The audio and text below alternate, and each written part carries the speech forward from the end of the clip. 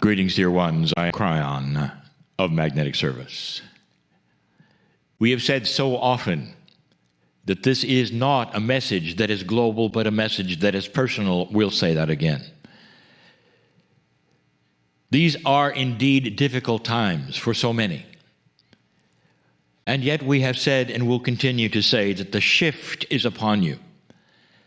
This shift, which was predicted by the ancients, was predicted so many times in my channeling before 2012, is here. Almost a decade into it, now you see what we were talking about. It's not necessarily a shift that's going to bring you wars between countries like you thought might happen at this time. It's a war, a true war of dark and light. And you're starting to see the results of it. The answers that were given, even today, are about getting away from the fray to a position where you can see and feel your own magnificence and get yourself through it. Really, there are several aspects of this. How do you create more light? How can we move, you would say, this planet into more light, into more peace? That is one aspect. But while you're doing it, how do you survive it? How can you be coherent with that which is spiritual when all around you there's noise of darkness? And so we bring to you a series of channels to help you understand more of who you are, to help you get to that place. These 4 channels this month are going to be called the extraordinary human soul. Or if you want to relabel them, the extraordinary attributes of the soul. Any of those things, we are talking about your soul. There'll be 4 channels, all of them available to everyone. Dear ones, we have spoken about the soul since we arrived. 31 years we have talked about the human soul. In 2014, we developed a program. I asked my partner to put this together where we talked about the attributes, the 9 attributes of the human soul and how they interfaced with you, your Akash, and all of the pieces and the parts of you that are esoteric, even your innate.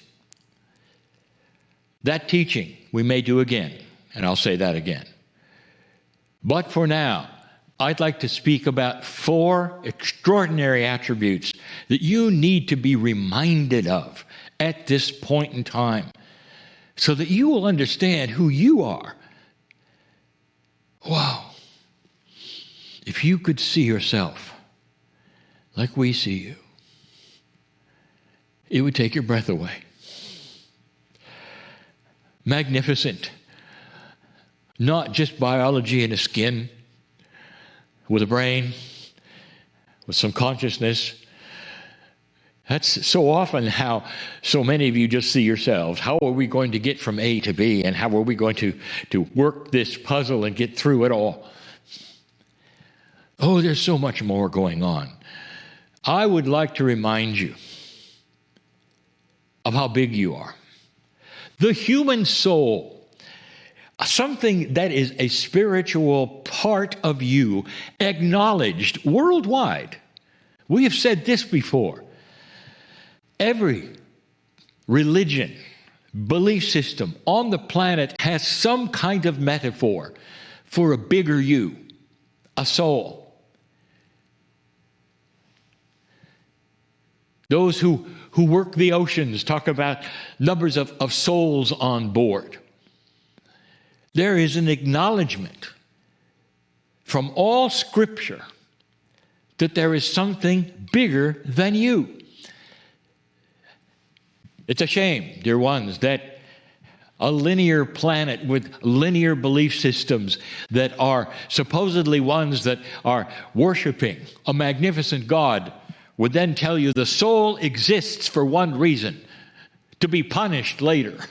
or to be rewarded later. It's almost like the soul is some kind of a vehicle, punishment or reward. You have something that happens after you die. Does that sound right to you? Your soul is part of the creative source. Did you know that? I'm going to talk about how big you are. How big is the soul of a human being? There are those who actually try to put measurements on it, saying, well, it has to do this and that, perhaps mixing it up with that which is called the Merkaba, which is a spiritual bubble around you in linear form while you walk the planet. Huge it is. 8 meters wide around every single human being. That's not your soul. Let's talk about this. When did humans get their soul? And the answer is yes. They never did. It always was. Did you know that? This is a lesson that is difficult to teach and understand and cognize because the human is linear. Another time we have said this. Everything has a beginning and an end to you on your planet. Whether it's your life or your car or a pair of socks or a string. It has a beginning and an end. And so this is how you think. Of course, until you get to God. What was the beginning of God? And you would say, well, there was none because God always was. Well, dear ones, use some spiritual logic. If your soul is part of God's creative source, it always was. You, the bigger you, the soul of you, always was. Always. And you always will be. And you might say, well, that doesn't make sense. How does this then relate to humanism and all of these things? Dear ones, this is a puzzle to you. It is not to us. And we've explained it many, many times. This soul of yours, designed to do the very things you're doing now, to come to various places and take human form and develop consciousness and work the puzzle. And then when you're done, you go back to the soul and it goes perhaps someplace else. It's all part of a universal system of beauty, benevolence, kindness. And there is a purpose for it. There's a purpose for the veil. All of the things. There's a purpose for free choice of having you here on this planet being able to make choices without interference from an angel standing next to you saying, don't do that. There is a reason.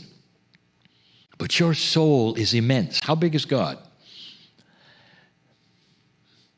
You would say, okay, I understand what I don't understand. That the soul is huge and immense, but I'm a human. And I'm here right now. How does that help me? And I will tell you this, because there is a multi-dimensional part of every single human being.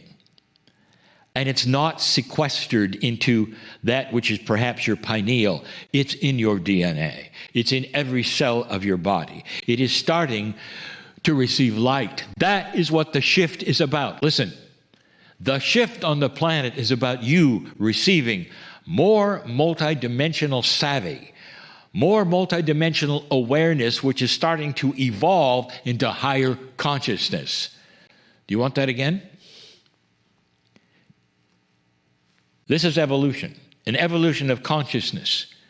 And that's what is happening. You are starting to receive that multidimensional part. And that is creating the evolution of awareness, light, consciousness. That is the thing that is stirring everything that you're seeing right now. And that is also going to stir into some solutions because all of you are going to become more aware. Kryon, I'm not really sure I understand how we can be multidimensional. What does that mean? Let me give you a hint. Something we have given you before to show you this equipment you have called DNA, called cellular structure, called consciousness, is not simply in your skin. Your body's in your skin. Your consciousness and the multidimensional parts and pieces of your DNA is immense. Identical twins. Let's go there again. identical twins on this planet. Do you know any? Would you like to speak to them about what I'm going to say next? They'll tell you. One can be in one hemisphere of this planet and another can be in another hemisphere in this planet. But when something happens that might affect them both, like for instance, their mom's in trouble, they both know it. One will pick up the phone and the other one will answer and the other one will say, I felt it. What's happened? In other words, with identical DNA, two human beings, two individuals, two consciousnesses are allied in such a fashion that thousands of miles away, they're getting the same information. That has a physical nomenclature, a term, a name, and it's called entanglement. It is a quantum aspect, and that is, a quantum aspect is one that is beyond linear. Entanglement, well known now to physicists, is something that is astonishing. Where you are so big, if you're entangled with anything, that you could be on another star, another planet. And if something happens here, the other part of you would know it instantly. Distance doesn't matter. Time doesn't matter. That exists. Ask a physicist. It's real. And it's happening even within your DNA. How big are you? You're as big as God. I want you to understand that you have the ability to drop into your soul, into your heart, they say, and have the most benevolent wave of love come over you, where actually that consciousness of yours will stop the rhetoric of all the negative things and say, it's all right. I am that I am. I am beyond what I ever will be. I came before I was. That is a multidimensional statement. And you will know who you are, helping you to get through all of the strife that is so linear and so now. There is hope for this planet, dear ones. There is hope. There is solution, if you will hold on to it. That's the thought. That's the light. Light is starting to amplify itself, and in the process, it's disturbing the dark a lot. And the darkness wants to raise up and tell you it won't go away. But light will win this puzzle. Light is already winning in certain areas. Hold fast. Know who you are.